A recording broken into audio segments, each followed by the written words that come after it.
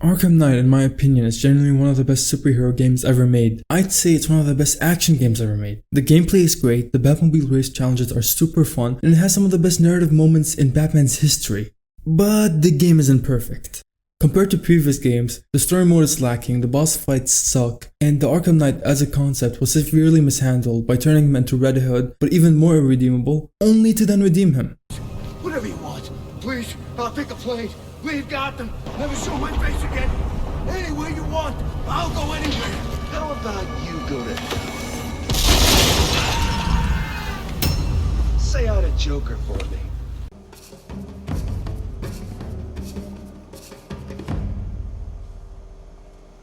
What do you want to know from me?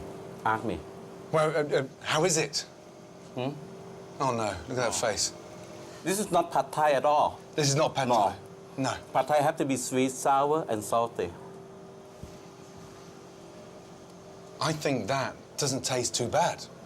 It's not perfect. For you, but not for me.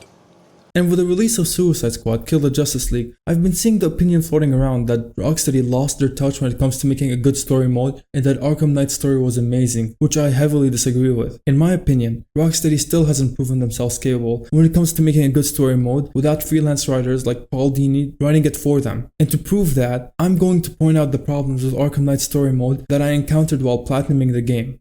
And yes, I did just say that to, put it out there that I platinumed the game. And here's the real problem. And here's the real problem with Rocksteady story modes. Alright, so before we start dissecting the story, let's do a bit of a recap for people who just randomly clicked on this video. And if you don't want to hear me make a bunch of Arkham lobotomy memes while recapping the whole enchilada, skip to this time code. Will he ever learn?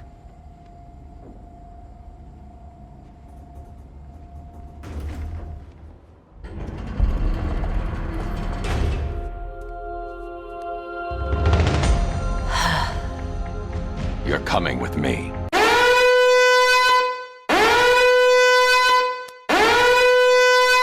So we begin at Arkham Asylum, where Joker took a specialized version of Bane's venom, which was coined as Titan, and it makes him go from the jonker who kicks people, gritties and dies, to the jizzler who lifts, but because super steroids that make your bones pop up if your body are bad for you, the Jibbler is now dying because of the leftover titin in his body. This stuff is killing me.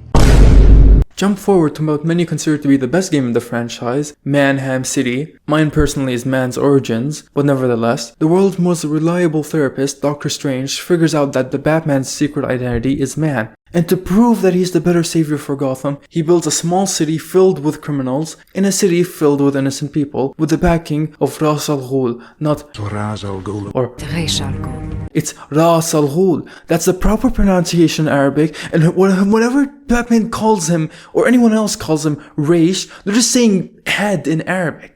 It pisses me. Man thinks that this entire thing is toyed and sussy, so he goes into Arkham City and not only finds out that it is that, but it's also the Arkham subreddit in real life. He also gets knocked out by the Joker who's dying because of the leftover Titan in his blood, which he sent to hospitals around Gotham and injected Man with to ensure his cooperation. So if Man wants to save everyone, he's going to have to find the missing Mr. Freeze who was working on the cure. Some shenanigans ensue. Batman finds Mr. Popsicle, but he needs the Demon's Head blood to finish the cure. FYI, the Demon's Head is a direct translation from Arabic to English of Ras Al Ghul. It's not another title. Bat Brunette gets head blood for Jack Frost, and he then makes 2 vials of Jizzler cure. Jack Frost misses his ice waifu, so he politely asks Man to save her from the Juggler's men, which he refuses to do right now with the clock for Protocol 10 clicking and all. By the way, Protocol 10 is a plan by Doctor Strange to destroy Arkham City and kill everyone in it. Don't worry about it, it's not important for Knight's plot. So in return of Bat Brat's unjustified rudeness, Dr. Fry destroys one of the vials of the cure and locks the other one in a safe, which gets stolen by Harley Quinn during the best boss fight of the entire game. Harley Quinn took it. Did I jump scare you? Yeah, I bet I did. You coward. Fast forward to the end of the game, and Man retrieves the cure, drinks half of it, gets noticeably better. The other half gets accidentally destroyed by Pennywise, even though Man was going to give it to him anyways. And then he dies. Also during all of this, Robin notified the hospitals that got sent Jingling Key's blood that they shouldn't use it, so no one got infected with the blood. The end.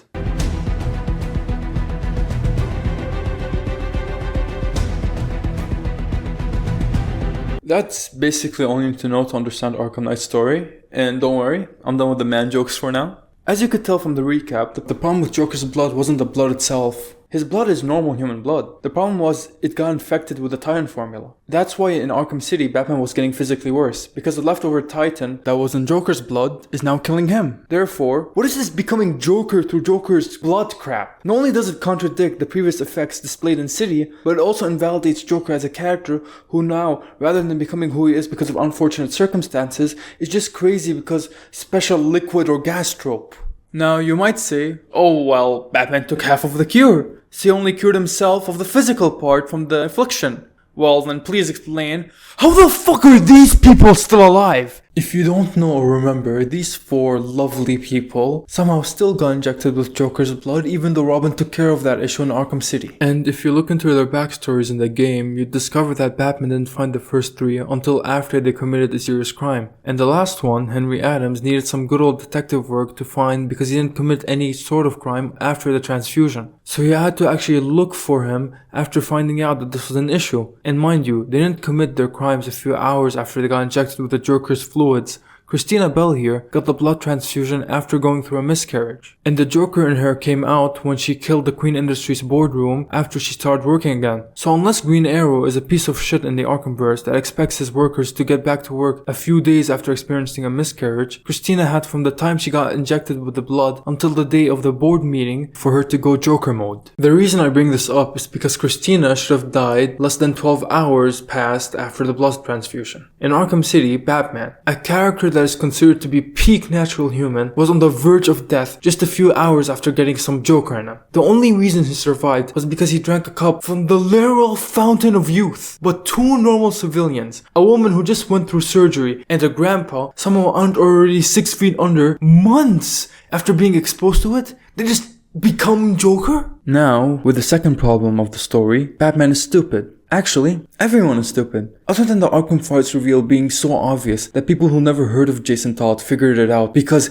he's just now being brought up 2 games after going completely unmentioned, and the infamous meme whether they go the Justice League existoid is made infinitely worse now that we know that other superheroes do exist in this universe, and so does the Justice League, which Batman is a member of. And don't give me that he joined the Justice League after Arkham Knight bullshit Suicide Squad tried to retcon in. I'm sorry, but if your Batman wears blue and grey, fights literal supervillains, and is a veteran crime fighter, then it goes without saying that he's a part of the fucking Justice League, or at least friends with Superman. This has been an unwritten law since fucking Super Friends, and it's clear that Arkham Batman was always meant to be a JL member. I mean, what, you're telling me the Birds of Prey, Starro, and before Kill the Justice League, the good Suicide Squad were all a thing before the Justice League? And that DC's world finest have been ignoring each other for almost a decade, even when Bruce has gone to Metropolis before and personally knows Lex Luthor? After that night we spent in Metropolis, you could have just called. Mr. Wayne, Lex Luthor calling. Apologies for going via your direct line, but I grow tired of these games. LexCorp has made a very generous offer for Wayne Tech's Applied Sciences division, yet your persistent unavailability begins to look less like a busy schedule and more like deliberately antagonistic behavior. Come now, meet with me. I'm sure we can come to an agreement. A man of your refined taste doesn't need an Applied Sciences division after all. He needs another $1 billion. But ignoring that for a second, the entire final act of the game could have been easily avoided if we were playing as Batman instead of just man. First of all, the way Batman is put into the situation of his unmasking by Scarecrow is idiotic. Not only is Batman a trained escape artist, but even if he wasn't, he's wearing a suit that's fast and strong enough to allow him to take down 5 armed men in the blink of an eye. Plus, he can remote control his personal tank or jet to follow him and save him. He can also have the man who he considers to be the best crime fighter he's ever trained to follow him since he's in Gotham now. You were the best fighter I ever trained. How did they beat you? But instead of that, this motherfucker really bet on the guy who formed an entire militia with the sole purpose of killing him to follow the truck and save him, not his loyal surrogate son. And can someone please explain how he got strapped onto a gurney? Scarecrow, and supposedly if he stuck around, the driver, are the only people in the entire asylum. So why did Batman allow these 2 guys to strap him in? And on top of that, why did Gordon and Robin keep sitting on their asses while the only guy with a gun on them left to take care of Batman? Are they stupid? The only reason things went the way they did isn't only because Batman got severely dumbed down, but the game itself wants Batman to lose and to be put into this position. Not even an hour after you play the main story, before you even meet the main villain, you have characters saying stuff like, "Oh no, Batman, I don't think we can beat these guys," or "We'll stop them. We always do, right?" As if we didn't spend the previous game taking out very similar threats, in the actual previous game taking out 8 assassins, each in one night. Each. Not only is Jason a fucking moron, he's also bipolar apparently. This idiot spends years preparing to destroy Batman by making a militia with the primary objective of killing him, kills innocent people to further his goals, helps plunge Gotham to hell, and all it takes to calm this piece of shit down is... I'm sorry. You left me to rot in that abandoned wing of Arkham for over a year! With him. It's not too late. We can fix this. Together.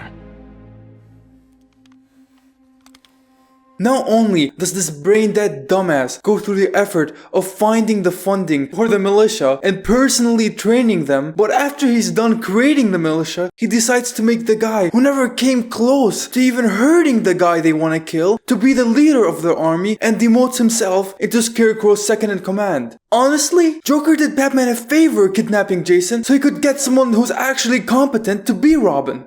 This Robin seems like a real improvement on that last one, Bats. Remember Jason Todd? Oh, what a whiner! Always complaining. We're both better off without that loser. And you wanna know what the worst part about all of this is? Almost all of the important characters have the same amount of stupid juice in them as these two, but the actors performing as these characters are doing such an amazing job that you almost forget how badly written most of the story is. The actors make the really dumb parts of the story seem good, and the good parts seem amazing. That combined with the emotional moments, and like I said, you get some of the best narrative Batman moments in media that make you feel that what you're experiencing is special. A few moments I can think of that give off this feeling are Batman and Joker's last confrontation, Batman telling Nightwing that he's proud of him, Joker tempting Batman to kill Scarecrow, and Mr. Freeze's send-off. And as much as I hate Jason Todd's inclusion, the performance Troy Baker gave him is downright bone-chilling in certain parts of the game. We don't want him to end up back here, do we? No, we don't, Daddy. I want to keep him forever. No, please, no!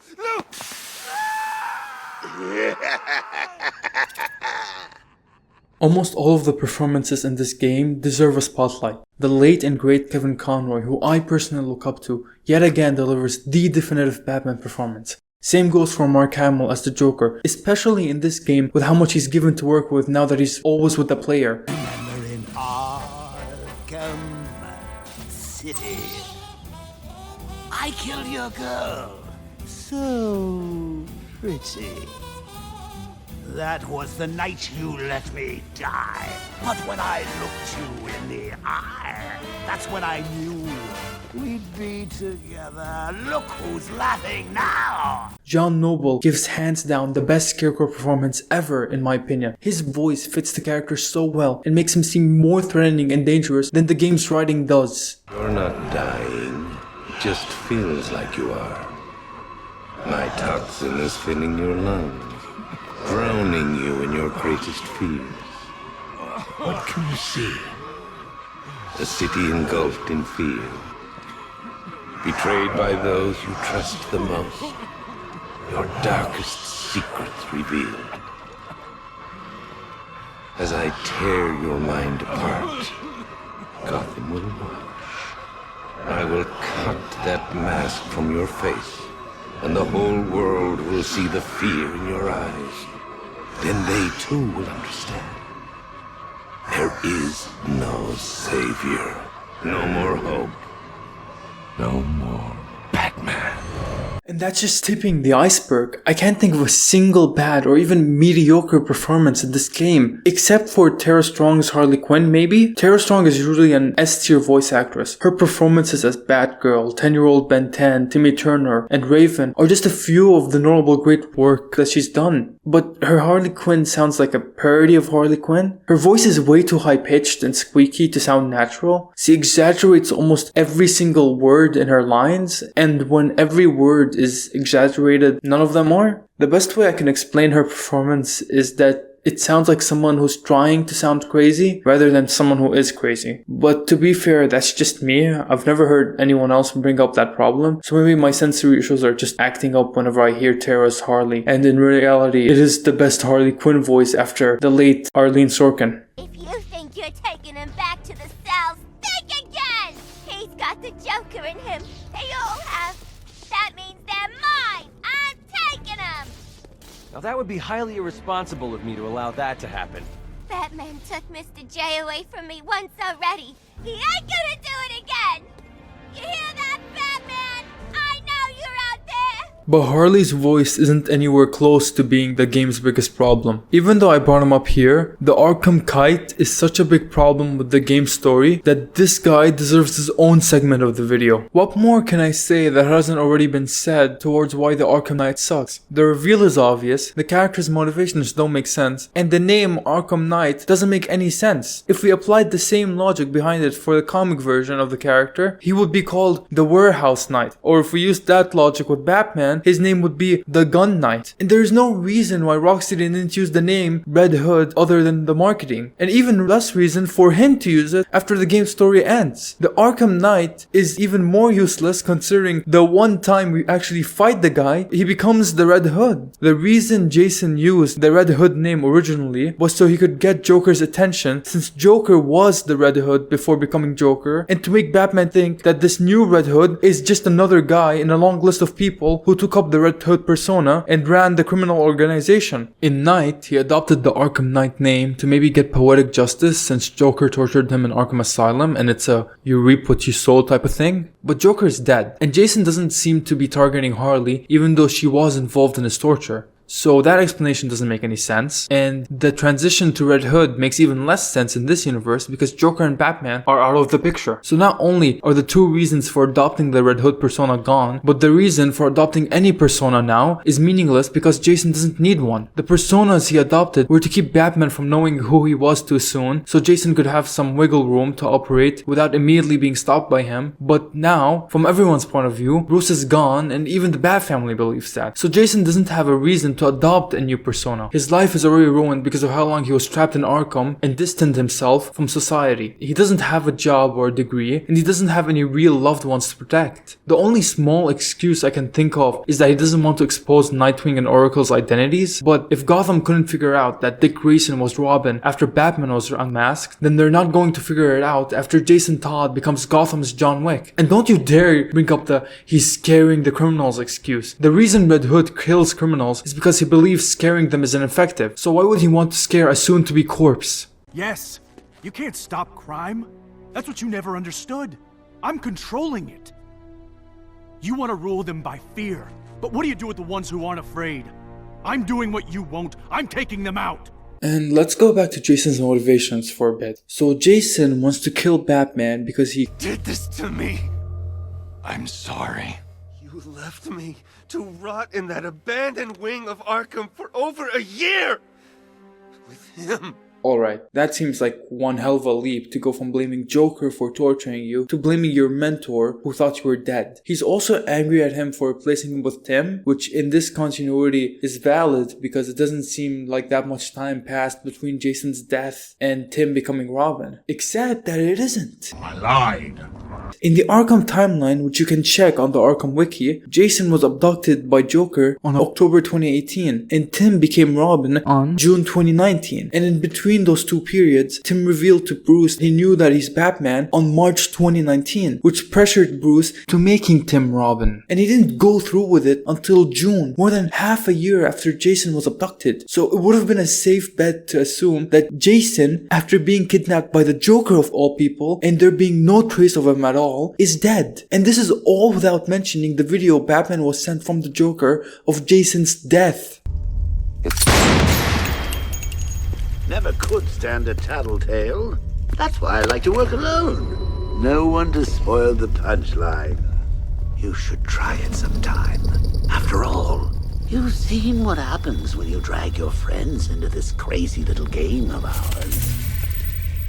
Jason doesn't have a single good reason to actually want to kill Batman, which he doesn't want to do in almost every other depiction of him. But you know who he does have a good reason to want to kill? The fucking Jonkler. The Arkham Knight prequel comics, which might as well be considered not canon now because of Captain Boomerang being alive and Lucius Fox still having all 10 of his fingers and Knight, claims that Jason escaped Arkham during the events of the first game, which doesn't make any sense if you think about it for just a second. How would Joker be able to imprison Jason while he himself is in prison? And why wouldn't anyone free this tortured teenager who has no record of being put into the asylum, is considered dead, and is well-known millionaire, billionaire, eat a dick, Bruce Wayne's ward? It made sense for Joker to trap Jason in Arkham when it was abandoned, not when it was rebuilt to become a supermax facility for the mentally ill. And how did Batman discover Jason in the asylum when he built a fucking Batcave there? This is all to say that the whole Jason Arkham Asylum situation is beyond brain dead, and explaining it with Jason saying, "You left me to rot in that abandoned wing of Arkham," makes no sense because we fully explored the fucking place in the first game of the series. And even if we didn't, why is there such a thing as an abandoned wing in Arkham when the whole place is renovated? Also, Jason had from the event of Asylum all the way until the end of City to go after Joker and kill him. And why doesn't he? Well, if you look into the games for an answer, there isn't one. And if you look into the non-canon comics, he did go after Joker in Arkham City, beat him up, and then just left him to do whatever he wants because Jason is such a big man and can forgive his abuser, but not his abuser's other victims. So pick your poison on which answer you prefer. Either Jason is lazy or fucking stupid. Also, the comics are definitely not canon because in them, Jason met Deathstroke while Joker hired him to make sure that he doesn't escape during the events of Arkham Asylum, and Jason hires him and then they escape together. But in the game, Deathstroke says Jason sought him out and he wouldn't have had any reason to lie with Arkham Knight's secret being busted and all. Now, as I recall, you once said that I didn't worry you, but our mutual friend, the Arkham Knight, he says different. He sought me out, said I was the toughest bastard you ever went toe-to-toe with.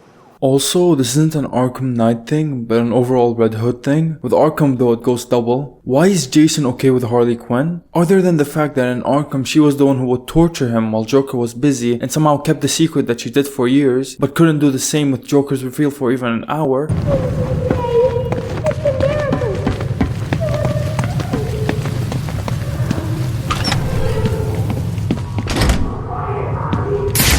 Harley independently did as much despicable acts as Joker and helped him do half of his. She even gave Jason the Arkham Knight name while torturing him. So why doesn't Jason treat her with as much malice? And why does DC keep trying to sell us on the idea that she can become a hero and was always just a victim when she continues to do crime uninvolved with Joker and hurt people within her own volition for years before and after he's gone? Even her most innocent depictions still help do horrific acts towards literal children in some cases. It doesn't feel remorseful or take responsibility for it.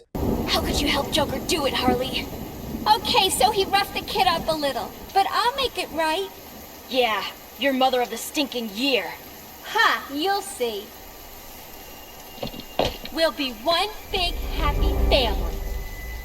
Don't misinterpret what I'm saying that Harley was never a victim. She was when Joker manipulated her and abused her, but after she started hurting people by herself, she lost the victim card. Moving on from DC's unfunny Deadpool, I previously brought up how dumb it was for Jason not to be in control of the militia, but not how he was somehow able to afford creating the militia. Built hundreds of remote-controlled tanks, 2 super tanks, one of which ruined Gotham until Ivy saved it, and hired Deathstroke, who alone is worth $11 million just for one job. All in just over a year. Yes, it's stated that Lex Luthor and others helped fund the militia, but if Lex Luthor cares that much about getting rid of Batman, why doesn't Superman care enough to help him? And where did Jason get all these contacts and soldiers to create the militia when he's just some guy from Gotham who Bruce took pity on? Also, the villains from Gotham weren't clued in about the militia until after they were formed. So the only group of people who might be willing to put money into an army whose sole purpose is to kill Batman didn't contribute a cent. And that's assuming if they even have the type of money to help fund such an army, which they definitely don't, because why would they still be wasting their time with Gotham and robbing banks when they can just leave and live like royalty? There's no other way to put it. Jason as the Arkham Knight is just a bad idea. His motivations don't make sense, his backstory doesn't make sense, he's too late to introduce into the story now that it's ending, and the resources it took for him to become the Arkham Knight just aren't available for him, the same way they were for Hugo thanks to his status and Ra's al Ghul's immense wealth and reach. Now, ignoring all of the side content, most of which doesn't have any big glaring flaws other than Hush being wasted, Catwoman seeming emotionless after Bruce's death, and a 4'10" overweight man getting a 6 feet tall trained martial artist to bend on his knee and then put a gun on his face.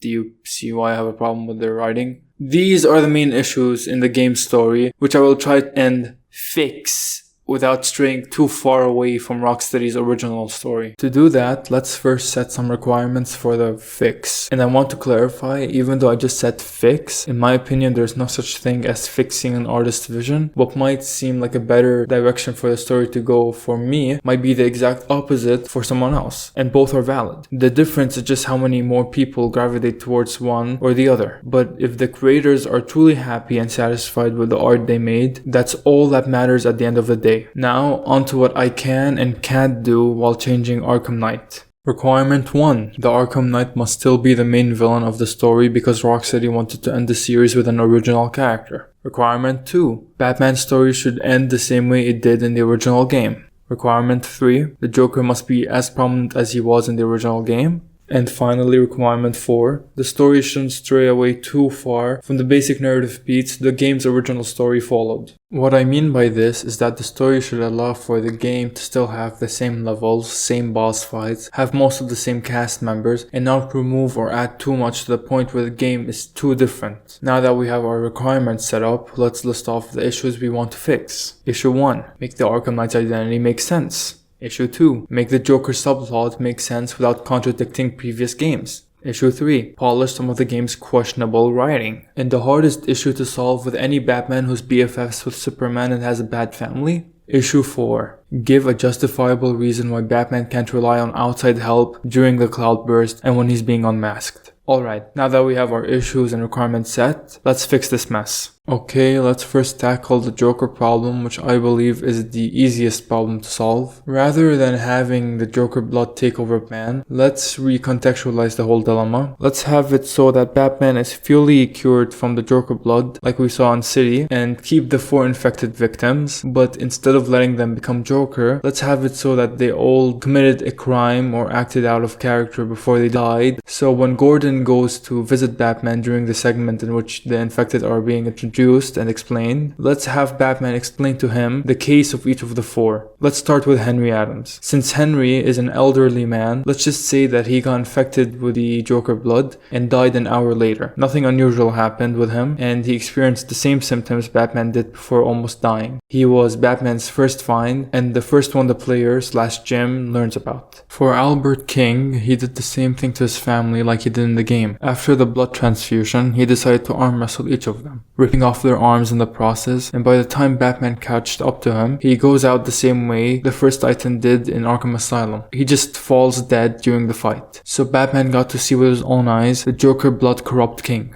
Christina Bell did the same thing the game says she did, except she never had a miscarriage, so she wouldn't have died immediately after the transfusion. Instead, she got a blood transfusion shortly before going to work and killed everyone at the Queen Industries board meeting, but this time, after that happened, she died from the infected blood. And Johnny Charisma, well-known singer, halfway through his concert, decides to instead do a stand-up routine. But since the Joker is meant to be unfunny in canon, all his jokes suck, and he starts getting booed off the stage, and Johnny loses his temper and starts to berate everyone for not understanding his genius as an artist, and attacks the crowd before dying. All of this was recorded on account of Charisma being a celebrity and all. This way, we not only maintain the 4 infected characters' core personality traits when they were showcased, but we also display that the Joker-like symptoms emerged when they were on death's door, except for Henry, who didn't experience them because he was immediately killed by the blood. We also showcase how for each of the infected, their Joker-like personality trait was amplified to resemble him before their deaths. And to get that idea out better, we can have Batman just spell it out for the player. For example, with Christina, have Batman explain how she was bitter, unpleasant, and antisocial toward her coworkers, and after she got the blood transfusion, those negative traits of hers were amplified to resemble Joker's, which caused her to kill her bosses in the boardroom meeting. And after he's done explaining all of the infected characters, have him reveal that they all died hours within each other. This way, we not only maintain continuity with the symptoms of City, but we introduce Batman's fear that he only cured himself of the physical part of being infected with Joker's blood, but the mental one can still be an issue. Emphasis on the fear part. Batman is afraid that this might be the case, but isn't showing any signs of it being so. But because this is Batman, a very paranoid character, he still fears that any day now he will exhibit those symptoms and become the Joker. So he built one cell block for himself in Panessa Studios and is telling Gordon about it so he can know what's happening. And when he later inhales Scarecrow's new fear toxin and Ace chemicals, we not only recontextualized why Joker is appearing, but also made it make sense. We can even hint that the reason why the effects of the toxin are taking longer to wear off is because Bruce is constantly tiring and pushing himself at night instead of resting, and the leftover Titan in his blood is enhancing the effects of the new fear toxin. The more he tires himself, the stronger the effects get. So we now also have a reason as to why Robin would insist for him to sit this one out when Harley attacks Panessa Studios. Her motivations are going to have to change though, so let's just say she originally attacked Panessa because the Knight knew that's where Batman's hideout was, but after watching the footage on the screen of the 4 infected exhibiting Joker traits before their deaths and seeing one cell block, she comes to the conclusion that Batman thinks he's becoming Joker. So she tries to push him to embrace the Joker-esque traits like his brutality and rage. Let's have her try and give Batman a one bad day type of thing. Maybe take some of her goons as hostages, and by the end of the level, they could all be in a similar situation they were with Henry and Knight. Maybe Harley executes some of her hostages, which angers Batman and gives him the green eyes. Harley would think she succeeded, run to Batman, and Batman does a Joker classic and smacks the shit out of her. She could say something like, "You really are him," before passing out, or have Joker say something like, "Bats, I never heard that hard," which would worsen Batman's paranoia. Because of that, Batman would come to the conclusion that he's now becoming Joker, and the green eyes are a sign of it, but Robin would disagree and say that this is just an effect from the Titan in his blood, that everyone who ever got injected with Titan or Venom exhibited green eyes, and his immune system is just getting overworked dealing with the Titan and fear toxin, mixing it in with his body. Of course, Robin's explanation is the correct one, and he insists that Batman sit this one out and he'll take care of the militia, but Batman's fear and paranoia is too deep in, so we get presented with the same situation of entering the cell or throw Robin into it, but without the Jason segment. At first, the game forces the player to enter it so Joker can voice the same doubts about Robin failing to stop the Arkham Knight, let alone survive, like he did in the original game. Then we have the option to go in or lock Robin. And with that, we solved issues 2 and 4. We introduced a sensible explanation for why Batman wouldn't trust anyone for help during the events of Night, that being his paranoia and fear are reaching their max because of the mixture of Titan, fear toxin, and Batman pushing himself too hard, so he isn't thinking straight. We can also scratch off requirement 3 as met, but it's debatable if I broke requirement 4 or not. Other than the Panessa Studios segment of the game being slightly changed to fit the original game structure with the 4 infected already being dead by the time the story starts, and heavily changing the Henry Adams reveal to still push Batman to exhibit physical traits that can be associated with the Joker, and basically giving Henry's role in that scene to Harley,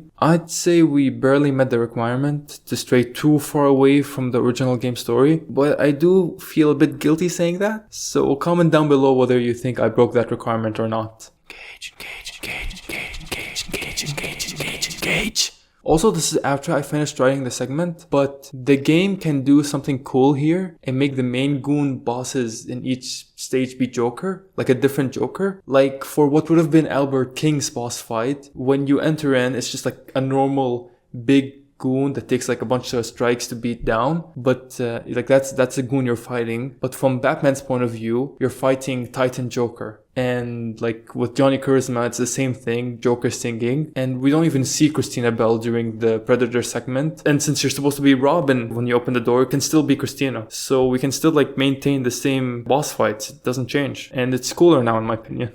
Now let's try and fully solve issue 3. Sadly, because of the requirements, I can't fully change too much of the game's writing to polish it. So stuff like the Hush side mission can't be changed or improved without completely reworking it. But some small changes can be done to fix other parts of the game. Let's start with the weird Tim Drake and Barbara Gordon relationship. If you know anything about the Bat family, you'd know that not only is the age gap between Barbara and Tim a big one, which makes the idea of them having a relationship seem a bit groomy on Barb's side, especially in the Arkham continuity, since by Arkham City, Tim is still a student whose age originally was 16 years old, while Barbara is a fully grown woman who we met in Arkham Origins, and she was 15, 10 years before the events of Knight. But also that Barbara's actual love interest in the Bat family is Nightwing, who is in the game. So other than the fact that Rocksteady seems to have just wanted to differentiate themselves from other versions of Batman as much as they could in Knight, the pairing just seems weird and not likely to happen. The game even gives Tim Dick's personality to make them work. Arkham Tim is a more comic accurate version of Nightwing than the actual Nightwing in the game. What you got against me?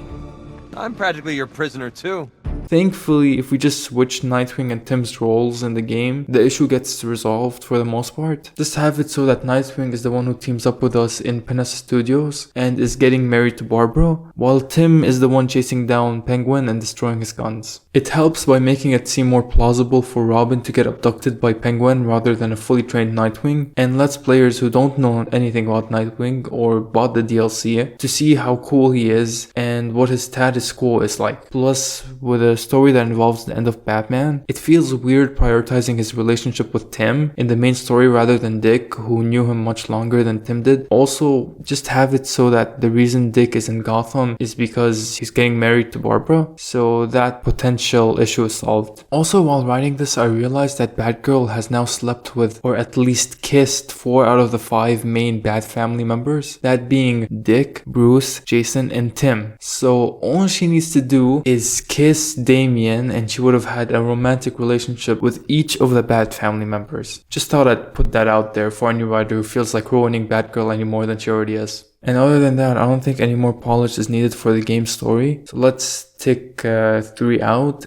and we haven't broken any requirements yet. And yes, I only included this part of the video so I could change the Tim x Barbara thing. It's just weird and it really annoys me. I'm going to be honest here. The only reason I made this video, other than to piggyback from Suicide Squad Killer Justice League release, is to discuss issue 1, the Arkham Knight's identity. I have watched almost every single video and essay relating to Arkham, and never have I once saw someone propose the solution I'm about to. The only alternatives I've seen are turning him into Talia, Damon.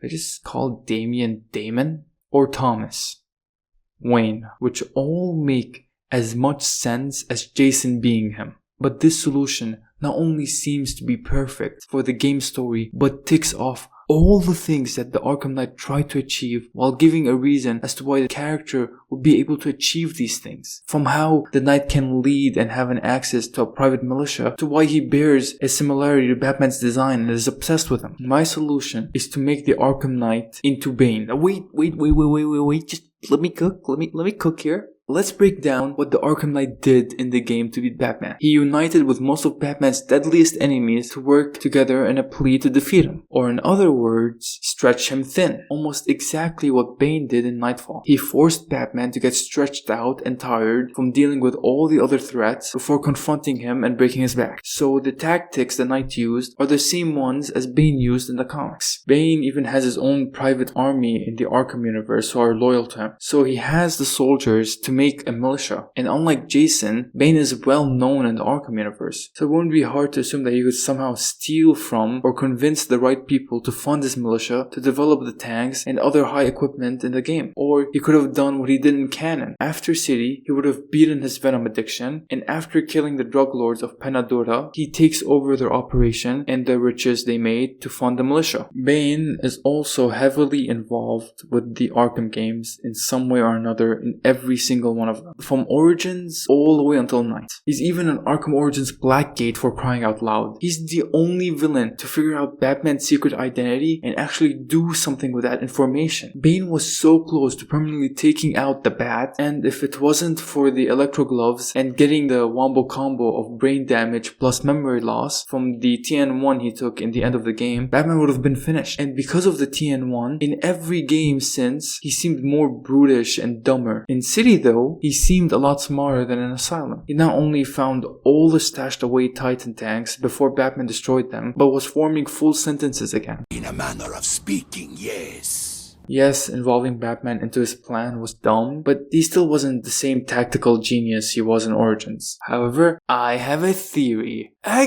game theory. Too soon? What if the constant intake of venom after Origins was what kept Bane dumb and have memory loss? We see in Asylum that when Bane was fully drained of venom, he was able to formulate a full coherent sentence, but after it was injected back to him, he became a dumb brute again. So maybe the venom is what's keeping Bane from regaining his intelligence. And my maybe is actually 100% fact for the intelligence part because Arkham Knight confirms it. In Knight's Goth City story section, which gives lore about certain parts of Gotham and characters, we get one for Bane. And it says that after City, Bane began to fight his venom addiction and he beat it. He then returned to Santa Prisca and killed all 12 drug lords who were using venom to seize control over the country. And after killing them, he's going to go and destroy Panadura, the prison he was born in. So not only did Bane fight off his venom addiction like I'm proposing, but he regained his intelligence after doing so, which allowed him to beat drug lords using venom, and enough of his memory to remember where he's from and the prison he was born in. I'm simply proposing that we bring in Venomless Bane to be Arkham Knight.